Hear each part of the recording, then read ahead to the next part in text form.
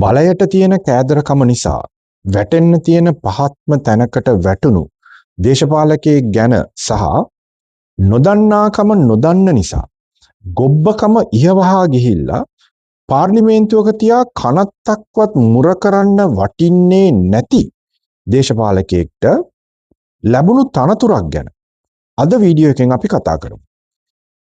පළමුව අපි කතා කරමු මේ ඊටාම පුංචි වැදගත්කමක් තියෙන මේ දිලිත් ජයවීර නම් වූ චාටර් චරිතය විසින් කරපු ඊටා කැත වැඩක් ගැන. ට්‍රම්ප් විසින් වෙනිසියුලාව ආක්‍රමණය කරලා හරියටම දවසකට වගේ පස්සේ දිලිත් ජයවීර තමන්ගේ Twitter account එකේ මෙන්න මෙහෙම මැසේජ් එකක් දානවා. අපි මේ මැසේජ් එකේ ඉංග්‍රීසි වලින් තියෙන හැටි පළමුව බලලා ඊට පස්සේ ඒකේ තියෙන සිංහල translation එක බලමු. Sri Lanka's socialist president at Anura Dissanayaka will no doubt object to Washington's move on Venezuela. He will have our unconditional backing when he makes a bold stand against this anti-democratic move by President Trump at real Donald Trump against a sovereign nation. මේ Twitter message එකේ කියන්නේ ලංකාවේ සමාජවාදී ජනාධිපති අනුර දිසානායක ඇමරිකාවේ Trump විසින් වෙනිසියුලාවට සිදු කළ දේ සම්බන්ධයෙන් ඉතා තද ප්‍රකාශයක් කරන බව දිලිත් ජයවීරට ලොකු විශ්වාසයක් තිබෙන බව සහ අනුර කුමාර දිසානායක විසින් ඒ ප්‍රකාශය නිකුත් කරාට පසුව අනුර කුමාර දිසානායකට කොන්දේසි විරහිතව සහයෝගය ලබා දෙන බව තමයි දිලිත් ජයවීර මේකේ කියලා තියෙන්නේ. වැදගත්ම දේ තියෙන්නේ මේ Twitter message එකේ @real Donald Trump කියලා ඒ handle එක දාපු එකෙන් මේ message එක ඩොනල්ඩ් ට්‍රම්ප්ට යවපු එක තමයි දිලිත් ජයවීර කරලා තියෙන්නේ. ඒ කියන්නේ මේ දිලිත් ජයවීර මේ කියපු මුළු ඒ sentence එකම ඩොනල්ඩ් ට්‍රම්ප්ට යවලා තියෙනවා. අනුර කුමාර දිසානායක සමාජවාදී ජනාධිපති අනුර කුමාර දිසානායක විසින් ඩොනල්ඩ් ට්‍රම්ප්ට විරුද්ධව කොක්ක අදිනවා. ඒ කොක්ක අදිනකොට මම උදව් කරනවා කියන එක දිලිත් ජයවීර විසින් ඩොනල්ඩ් ට්‍රම්ප්ට කියන එකක් තමයි මේ Twitter message එක හරහා කරලා තියෙන්නේ. දැන් මෙතන ප්‍රශ්නේ තියෙන්නේ දිලිත් ජයවීර විසින් තමන්ගේ Twitter account එකේ මොනවා දාගත්තත් ප්‍රශ්නයක් නෑ. ඒක එයාගේ personal Twitter account එක නිසා එයා කැමති දෙයක් එයාට දාන්න පුළුවන්. එයා දිලිත් ජයවීර විසින් ඒ Twitter message එකක් දැම්මනම් ඩොනල්ඩ් ට්‍රම්ප්ව copy කරලා ඩොනල්ඩ් ට්‍රම්ප්ගේ handle එක දාලා Twitter handle එක දාලා කිව්වනම් ඩොනල්ඩ් ට්‍රම්ප් මේ වෙනිසියුලාවට කරපු දේ සම්බන්ධයෙන් දිලිත් ජයවීරගේ අප්‍රසාදය කියලා ඒක කිසි ප්‍රශ්නයක් නෑ. නමුත් දිලිත් ජයවීර කියනවා අනුර කුමාර දිසානායක විසින් මේ සම්බන්ධයෙන් දැඩි විරෝධය පළ කරමින් ප්‍රකාශයක් නිකුත් කරන බව සහ ඒ නිකුත් කරාම ඒකට සහයෝගය දෙන බව ඩොනල්ඩ් ට්‍රම්ප්ට කියනවා දිලිත් ජයවීර විසින්. මේක ඩොනල්ඩ් ට්‍රම්ප්ට කියන්න ඩොනල්ඩ් ට්‍රම්ප්ගේ ඒ Twitter handle එක දාන්න දිලිත් ජයවීරට තියෙන අවශ්‍යතාවය මොකක්ද? අනුර කුමාර දිසානායක තමන්ගේ Twitter එකෙන් ස්ටේට්මන්ට් එකක් ඉෂුව කරා නම් ඒක වෙනම ප්‍රශ්නයක්. දිලිත් ජයවීර තමන්ගේ Twitter handle එකෙන් account එකෙන් තමන් වෙනමම ස්ටේට්මන්ට් එකක් ඉෂුව කරා නම් වෙනිසියුලාව ආක්‍රමණය කිරීම හෝ ඒ කරපු දේ වැරදි කියලා ඒක වෙනම දෙයක්. නමුත් දිලිත් ජයවීර විසින් අනුර කුමාර දිසානායක ඉදිරියේදී ප්‍රකාශයක් නිකුත් කරන බව කියන්න දිලිත් ජයවීර කවුද? සහ ඩොනල්ඩ් ට්‍රම්ප් ඒකේ කොපි කිරීම හරහා ඩොනල්ඩ් ට්‍රම්ප්ගේ Twitter handle එක දැමීම හරහා දිලිත් ජයවීර බලාපොරොත්තු වෙන දේ මොකක්ද? පැහැදිලිවම බලාපොරොත්තු වෙන්නේ ඩොනල්ඩ් ට්‍රම්ප් විසින් මේ ප්‍රකාශය නිකුත් කරන්නත් පෙර මේ ප්‍රකාශය නිකුත් කරනවා කියලා දිලිත් ජයවීරගේ මැසේජ් එක කරා දිලිත් මේ හිතන හැටි දිලිත්ගේ පුංචි මොලේ අර නයි මොලේට හිතන හැටි දිලිත් ජයවීර හිතනවා ඩොනල්ඩ් ට්‍රම්ප්ට මල පැනලා ඩොනල්ඩ් ට්‍රම්ප් අනුර කුමාර දිසානායක සම්බන්ධයෙන් ස්ටේට්මන්ට් එකක් ඉෂු කළා. අනුර කුමාර දිසානායකත් එක්ක ලොකු ප්‍රශ්නයක් දේශපාලනික වශයෙන් ප්‍රශ්නයක් ඇති කරගනීවි කියන බලාපොරොත්තුවෙන් තමයි දිලිත් ජයවීර මෙන්න මේ කැත වැඩේ කරේ. දිලිත් ජයවීරගේ අවශ්‍යතාවය තිබුණේ ඇමරිකාව සහ ලංකාව අතරේ දේශපාලනික වශයෙන් යම් ප්‍රශ්නයක් ඇති කිරීම. අද ආණ්ඩුව විසින් ප්‍රකාශයක් නිකුත් කරලා ඒ සම්බන්ධයෙන් යම් සැලකිය යුතු තරමට බර වචන වලින් ඒක ගැන කතා කරලා තිබුණා. ඒක ආණ්ඩුවේ වගකීම සහ ඒක ආණ්ඩුවේ අයිතිය. ඒ වගේ ප්‍රකාශයක් නිකුත් කරන ආණ්ඩුවේ ප්‍රකාශ නිකුත් කරනවා කියන එක දිලිත් ජයවීරට කියන්නේ කිසිම අවශ්‍යතාවයක් නැහැ. අනිත් දේ අපි රටක් විදියට මේ මොහොතේදී මෙතන මේ ලොකු ප්‍රශ්නයක් හදාගන්න යන්න අවශ්‍ය නැහැ. වෙනිසියුලාවට ඇමරිකාවේ හමුදාව විසින් ගිහිලා වෙනිසියුලාවේ ජනාධිපතිව පැහැරගෙන ඒම ලංකාවට අදාළ වෙන විශාල ප්‍රශ්නයක් නෙවෙයි. සිදු වුණ දේ වැරදි, දේශපාලනික වැරදි. මේ මදුරෝගේ අතීතය දිහා බැලුවට පස්සේ මදුරෝ කියන්නේ විශාල වශයෙන් සුන්දර මේ දේවදූතයෙක් වගේ කෙනෙක් නෙවෙයි. මදුරෝගෙත් ප්‍රශ්න තියෙනවා, ඇමරිකාවෙත් ප්‍රශ්න තියෙනවා. නමුත් මේ මොහොතේ ලංකාවේ ජනාධිපතිට සහ ලංකාවේ මිනිසුන්ට වැදගත්ම වෙන ප්‍රධානම දේ මේ වෙනිසියුලාවේ ප්‍රශ්න නෙවෙයි. වෙනිසියුලාවේ ප්‍රශ්නේ වැරද්දක් දෙපැත්තෙම තියෙනවා. ඇමරිකාව විශාල වශයෙන් වැරද්දක් තියෙනවා. මදුරෝගෙත් යම් ප්‍රශ්න සහගත හැසිරීම් සහ ප්‍රශ්න කළ යුතු දේවලුත් තියෙනවා. මේ කිසි දෙයක් අපිට අදාළ වෙන්නේ නැහැ. ලෝක දේශපාලනය ගැන යම් අවබෝධයක් හෝ තියෙන කෙනෙක් දන්නවා මෙතන සිද්ධ වෙන දේ මොකද්ද කියලා. චීනයේ ග්‍රහණයට දකුණු ඇමරිකාවේ රටවල් නතුවීම නවත්වන්න ඇමරිකාව විසින් කරපු මේ මෑතකදී කරපු විශාලම දේ තමයි මේ වෙනිසියුලාවට කියලා වෙනිසියුලාවේ ජනාධිපතිව පැහැරගෙන එන්නේ. චීනය විසින් වෙනිසියුලාවේ ලොකුවට ඉන්වෙස්ට් කරලා ලොකුවට ආයෝජනය කරලා වෙනිසියුලාවේ ආර්ථිකය චීනය විසින් ලොකු ග්‍රහණයකට ලක් කරගෙන තියෙනවා වගේම සවුත් ඇමරිකාවල තියෙන ගොඩාක් රටවල් වලට චීනයේ ලොකු බලපෑමක් තියෙනවා. ඉතින් ඇමරිකාවට බොහොම ආසන්නයේ තියෙන මේ දකුණු ඇමරිකාවේ අනිත් රටවල් වල චීනයේ බලය වැඩිවීම බලාගෙන ඉන්න බැරි නිසා ඩොනල්ඩ් ට්‍රම්ප් කරපු දෙයක් කියන එක සරල වශයෙන්ම ලෝක දේශපාලනය ගැන අවබෝධයක් තියෙන අය දන්න. ඒක නිසා චීනය මේ මොහොතේදී හැසිරෙන විදිය අපි බලාගෙන සිටිය යුතුයි. චීනය විසින් මෙතන ලොකු යුද්ධයකට යන්නේ නැහැ. මොකද මේ මොහොත වෙනකොට චීනයේ ආර්ථිකය යම් සංවේදී තැනක තියෙනවා. මේ හවුසින් බබල් එක කඩාගෙන වැටෙන ස්වරූපයක් සහ හවුසින් බබල් එකේ තියෙන ප්‍රශ්න එළියට අවිල්ලා තියෙන නිසා චීනයේ ආර්ථිකය දැනට අවුරුදු 8කට 10කට පෙර තිබුණු තරමටම ශක්තිමත් තැනක නැති නිසා ලොකු යුද්ධයකට යන්න චීනයට පුළුවන්කමක් හෝ හැකියාවක් මේ මොහොතේ නැහැ. ආර්ථිකය කඩාගෙන වැටෙන්න ලොකු possibility එකක් තියෙන නිසා චීනය මේ වගේ රිස්ක් එකක් ගන්නෙත් නැහැ. ඒ වගේම ඇමරිකාවත් මේ මොහොතේදී ඇමරිකාවේ තියෙන ආර්ථිකයේ තියෙන ප්‍රශ්න නිසා ඇමරිකාවත් යුද්ධයකට යන්නේ නැහැ. ඒක නිසා චීනය හැසිරෙන දිහා බලලා චීනයට මේක ලොකු ප්‍රශ්නයක් විදියට නැත්තම් ලංකාව මේක ලොකු ප්‍රශ්නයක් කරගත යුතු නැහැ. ඒක තමයි මේ ලෝකේ පොලිටික්ස් දිහා බලාගෙන හිටියම අපි තේරුම් ගත යුතු දේ. ඉදිරියේදී යම් මොහොතක ලෝකයේ විසින් පොදු මතයකට ඇවිල්ලා තියෙනවා නම් එතනදී අපි පුළුවන් තරම් දුරට අපේ ඉන්ට්‍රස්ට් එක අපේ තියෙන ප්‍රශ්න වලට අපි මූලිකත්වය දීලා මේ ප්‍රශ්නේදී සාධාරණත්වය ගැන අද ආණ්ඩුව නිකුත් කරලා තියෙන අර ඒ නිවේදනය වගේ ඇනවුස්මන්ට් එක වගේ ඒ ස්ටේට්මන්ට් එක වගේ එක්තරා තැනක ඉඳගෙන ඒක හෙලා දකින්න අතරතුරේදී ඇමරිකාවත් සමග ලොකුවට ප්‍රශ්න ඇති කරගත යුතුත් නැහැ. චීනයත් සමග ප්‍රශ්න ඇති කරගත යුතුත් නැහැ. ලංකාවට වැදගත් වෙන මේ මහා ව්‍යසනයක් ඉවර වෙලා අපි දැන් යම් විදියකට ඔළුව උස්සගෙන එන මේ මොහොතේදී බංකොලොත් වුණු රාජ්‍යයක ඉඳන් යාන්තම් ඔළුව උස්සගෙන එන මේ මොහොතේදී ලෝකේ බලවත් රටවල් දෙකක් අතර තියෙන ප්‍රශ්නයකට අපි මැදිහත් විය යුතු නැහැ.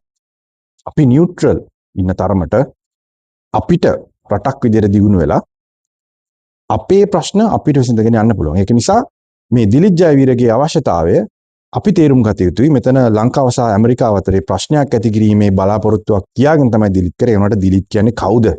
දිලිත් කවුද කියන එක ඩොනල්ඩ් ට්‍රම්ප්වත් දන්නේ නැත්නම් දිලිත්ගේ මේ මැසේජ් එක දිලිත් මේ හැන්ඩල් එක ඒක කොපි කරාට ඒක දැම්මට ඒකෙන් ඇති වෙන වැඩක් නැහැ. නමුත් මෙතන වැදගත්කම තියෙන්නේ දිලිත්ගේ බලාපොරොත්තුව සහ දිලිත්ගේ අභිලාෂය.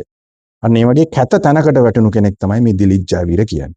ඒක ඊටාම කැත තැනකට, ඊටාම පොඩි තැනකට වැටුණු මේ චාටර් චරිතයක් වෙන දිලිත් අර කැලණියේ පන්සලේ මේ ගඟ පලාගෙන ණය ආවිල්ලා ඒ නිකන් මුළු රටකම සංවේදී බුද්ධාගම කියන තැන අල්ලගෙන ඒ කරපු කැත වැඩේ වගේම තවත් ඊටාම කැත වැඩක් තමයි මේ දිලිත් ජයවීර මේ Twitter handle එකට මේ ඩොනල්ඩ් ට්‍රම්ප්ගේ Twitter handle එක මේ ස්ටේට්මන්ට් එක යාගේ Twitter message එක ඇතුළට දාපු එකෙන් දිලිත් ජයවීර කරලා තියෙන්නේ. මේක පුදුම වෙන දෙයක් නෙවෙයි. දිලිත් ජයවීර මීට පෙරත් මේ වගේ දේවල් කරලා තියෙනවා.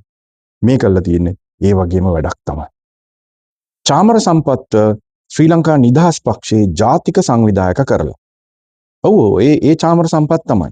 අර ගුරුවරියක් දනගස්සපු චාමර සම්පත් තමයි. අර පාර්ලිමේන්තුව ඇතුලේ ආර්ෂස් හැදිලා වගේ බොරුවට බෙරිහන් දෙන චාමර සම්පත් තමයි. පාර්ලිමේන්තුව ඇතුලේ මේ වෙනකම් කිසිම වැදගත්කමක් කිසිම දේශපාලනික හෝ ආර්ථික හෝ බුද්ධිමත් වචනයක් කවදාවත් කතා නොකරපු චාමර සම්පත් තමයි ශ්‍රී ලංකා නිදහස් පක්ෂයේ ජාතික සංවිධායක කරලා තියෙන්නේ. 1951 පිහිටවපු මේ ශ්‍රී ලංකා නිදහස් පක්ෂයේ අද ජාතික සංවිධායක විදියට පත් කරන්න සිද්ධ වෙලා තියෙන්නේ චාමර සම්පත් නම් චාමර සම්පත්ත බාර දීලා තියෙන මේ සංවිධානය කිරීමේ කාර්යයට එකතු කරගන්න කියලා තියෙන්නේ චාමර සම්පත් වගේම අය තමයි. චාමර සම්පත් වගේ චරිතයකට පුළුවන් වෙන්නේ චාමර සම්පත් වගේ අයම සංවිධානය කිරීමක් විතරයි. ඒ කියන්නේ ශ්‍රී ලංකා නිදහස් පක්ෂය අද වැටිලා තියෙන තැන සම්බන්ධයෙන් තවදුරටත් සාක්ෂි අවශ්‍ය නැහැ. චාමර සම්පත් ශ්‍රී ලංකා නිදහස් පක්ෂයේ ජාතික සංවිධායක වුණා කියන්නේ අනිවාර්යෙන්ම ශ්‍රී ලංකා නිදහස් පක්ෂය කියන එක ඉදිරියට සමතලා වෙලාම යන. එයා ජාතික සංවිධායක විදියට වැඩ බාරගත්තට පස්සේ ප්‍රෙස් කොන්ෆරන්ස් එකක් කියලා මරු කතාවක් කියනවා. ඊට පස්සේ 3ට බැස්සා.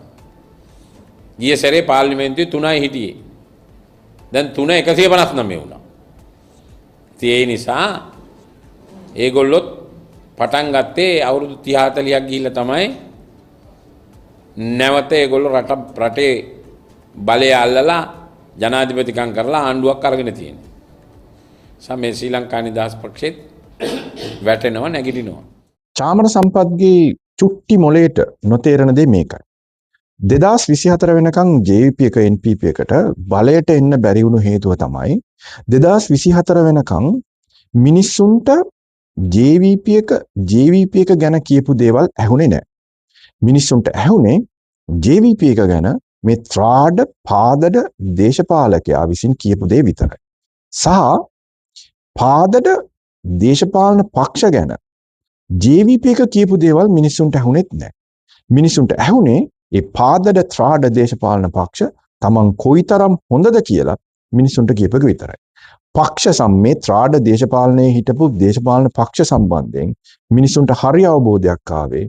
මිනිසුන්ට ඇත්ත තේරුනේ JVP එක එදා ඉඳන් මේ විනාශය දැකලා මේ විනාශය සිදුවෙන බව කියපු එක ඇත්ත කියන එක මිනිසුන්ට තේරුනේ අරගලය සිදුවෙන මොහොත වෙනකොට ලංකාව වැටෙන්න තියෙන බිමටම වැටුණට පස්සේ රටක් විදියට බංකොලොත් භාවය ප්‍රකාශ කරාට පස්සේ පෝලිං වල මිනිස්සු මැරුණාට පස්සේ දවසට පැය 12ක් 14ක් විදුලිය නැතුව ඉන්න සිදු වුණාට පස්සේ ගෑස් පෙට්‍රල් නැති වුණාට පස්සේ මිනිස්සුන්ට තේරුණා JVP එක මේ පාදඩ ත්‍රාඩ පක්ෂ ගැන එදා ඉඳන් කියපු දේ හරි බව සහ මේ පාදඩ ත්‍රාඩ දේශපාලන පක්ෂ විසින් උන්ගේ ගැන කියපු සියලුම දේ බොරු බව මිනිස්සුන්ට තේරුණා. අන්න ඒ තැනදී තමයි ජාතික ජන බලවේගයට ආණ්ඩුවක් පිහිටවගෙන අන්න ඒ තැනදී තමයි ජාතික ජන බලවේගයට නායකයෙක් පිහිටවගෙන ලංකාවේ ජනාධිපති කෙනෙක් පත් කරගන්න පුළුවන් වුණා. ඉතින් ඒක නිසා මිනිස්සු අද ඉන්න තැන සම්පූර්ණයෙන් වෙනස්. ඒක අර චාමර සම්පත්ගේ පුංචි මොලේට තේරෙන්නේ නැහැ. මේ මොහොත වෙනකොට මේ ආණ්ඩුවට බලපෑමක් කළ හැකි විපක්ෂයක් නැහැ. මේ ආණ්ඩුව විසින් තමන්ව විනාශ නොකර ගත්තොත් හැර මේ ආණ්ඩුවට බලපෑමක් හෝ තර්ජනයක් වෙන්න පුළුවන් විපක්ෂයක් මේ මොහොතේ නැහැ. දැනට ඉන්න විපක්ෂයත් අන්ත අසරණ වෙලා ඉන්නේ. සහ ඒ අන්ත අසරණ විපක්ෂයේ පහළම ස්තරයක තමයි ශ්‍රී ලංකා නිදහස් පක්ෂය. ඒක චාමර සම්පත් තේරුම් ගත යුතුයි. චාමර සම්පත් හිතනවා නම් නැවත වතාවක් මිනිස්සුන්ට ඒ ත්‍රාඩ දේශපාලනයේ හිටපු ත්‍රාඩ දේශපාලනයේ විශාල මේ ශක්තියක් අල්ලගෙන හිටපු ඒ ලොකු චරිතයක් රඟපාපු ශ්‍රී ලංකා නිදහස් පක්ෂය ගැන නැවත වතාවක් මිනිසුන්ව රවට්ටන්න පුළුවන් තැනකට ගේන්න පුළුවන්කමක් එනවා කියලා චාමර සම්පත්ත ලොකු වැරදීමක් වෙලා. මම නැවත වතාවක් කියන්නම් මේ ආණ්ඩුව විසින් මේ ආණ්ඩුව විනාශ කරගත්තොත් හැර මේ ආණ්ඩුවට කිසිම බලපෑමක් කළ හැකි විපක්ෂයක් මේ මොහොත වෙනකොටත් නැහැ. ඒක ආණ්ඩුවත් තේරුම් ගත යුතුයි විපක්ෂයත් තේරුම් ගත යුතුයි. චාමර සම්පත්ලා වගේ හිස් චරිතවලට කෑ ගහන්න දඟලන්න දීලා බලාගෙන ඉන්න එක තමයි අපි කළ යුතු හොඳම දේ. චාමර සම්පත් වගේ හිස් චරිතවලට සිදුවෙන්න නියමිත දේ අපිට 2026 අවුරුද්දේදී බලා ගන්න පුළුවන්. 2026 අවුරුද්දේ ගොඩාක් දේවල් සිදුවෙන්න නියමිතයි. නමුත් අපි වැඩිපුර රෂ් කරලා මේ වැඩේ අනා ගන්න විදියට වැඩ කළ යුතුත් නැහැ. මෙන්න මේ අවස්ථා තුනෙන් එකක හෝ මේ එක ත්‍රාඩයේගේ හෝ නඩුවක් පෙරදුනොත් හෝ ඉවත ගියොත් මුන් හොරු නෙවෙයි උසාවියක ඔප්පු කරන්න තරමේ වැරද්දක් මුන් කරේ නැහැ කියන මතය හදලා නැවත වතාවක් මේ ත්‍රාඩ දේශපාලනය ඔලු උස්සනවා. මෙන්න මේ අවස්ථා තුන මතක තියාගන්න. නඩුවක් ගොනු කරන මොහොතක තාක්ෂණික හේතු මත ඒ නඩුව ගොනු කරන්න බැරි වුණොත් හෝ නඩුව හරියට ගොනු කරලා තාක්ෂණික දෝෂ නැතුව නමුත් නඩුව අහගෙන යන මොහොතක සාක්කිවල අඩුපාඩුකම් නිසා මුන්ගෙන් එකෙක් හෝ නිදොස් කොට නිදහස් කළොත් හෝ නඩුව අවසානයේදී වැරදිකරුවන් කරාට පසුව අභියාචනාධිකරණයකදී මේගොල්ලෝ දාන ඇපීල් එකකට සාර්ථක වෙන තරමටම ඒ නඩුවේ යම් අඩුපාඩු තියෙන විදියට ලියකියවිලවල ප්‍රශ්නයක් තිබිලා ඒ අභියාචනාධිකරණයේදී ඒ තීන්දුව රිවර්ස් වුණොත් හෝ මුන් නැවත වතාවක් ඔලුව උස්සනවා. ඒක නිසා හදිසි වෙන්න එපා. මේ දේ හරියට කරලා හරි විදියට මුන්ට නීතියෙන් දඬුවම් දෙන එක තමයි අපි කළ යුතු දේ. නැවත වතාවක් මම කියන්නම් රෂ් කරලා වැඩේ අනා ගන්නට වැඩිය හොඳයි හෙමීට ගිහිල්ලා ප්‍රශ්නේ නිට්ටාවට සුව කරන එක. ඒක නිසා අපි ජාතික ජන බලවේගයත් එක්ක එකතු වෙලා ඉදිරි මාස කිහිපෙදී බලමු.